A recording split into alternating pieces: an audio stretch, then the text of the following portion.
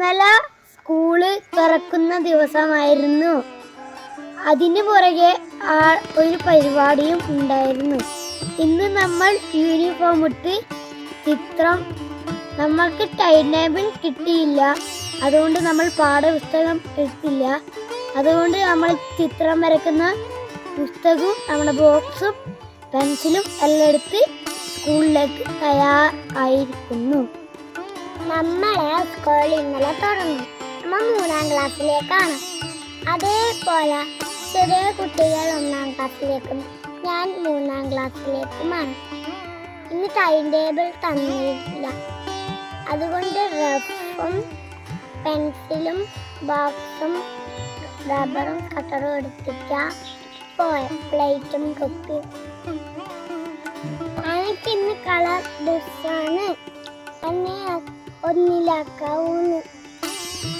സ്കൂളിൽ പോകുന്ന എല്ലാവർക്കും ആശംസകൾ.